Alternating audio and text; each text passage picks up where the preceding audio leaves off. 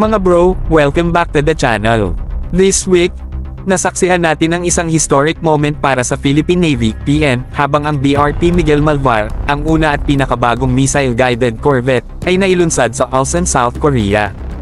Ang milestone na ito ay isang malaking boost sa deterrence capabilities ng Armed Forces of the Philippines, AFP, lalo na sa gitna ng tumitinding tensyon sa West Philippine Sea, WPS. Talagang isang malaking hakbang ito para sa ating pambansang depensa. Ang BRP Miguel Malvar ay ang una sa dalawang barko na makukuha ng PN sa ilalim ng kanilang Corvette Acquisition Program.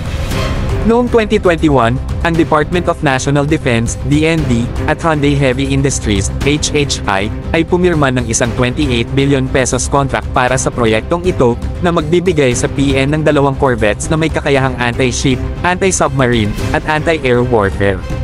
Ayon sa HHI, ang barkong ito ay 3,200 tons, state-of-the-art surface combatant na may sukat na 118.4 meters ang haba at 14.9 meters ang lapad. May cruising speed ito na 15 knots, mga 28 kilometers per hour, at range na 4,500 nautical miles, 8,330 kilometers. Ang BRP Miguel Malvar ay hindi basta-basta dahil ito ay may advanced weapon systems gaya ng anti-ship missiles, vertical launch systems, at 3D AESA radar. This high-tech arsenal ensures that the ship can detect, track, and engage multiple targets, whether in the air, on the sea, or beneath the waves. With these capabilities, the BRP Miguel Malvar is poised to be a formidable presence in the WPS. Sa gitna ng tumitinding tensyon sa West Philippine Sea, ang pagkakaroon ng ganitong mga advanced ships ay nagpapadala ng malakas na mensahe na seryoso tayo sa pagprotekta sa ating mga karagatan at yaman.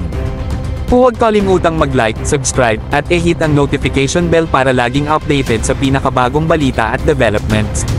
Salamat sa suporta mga bro!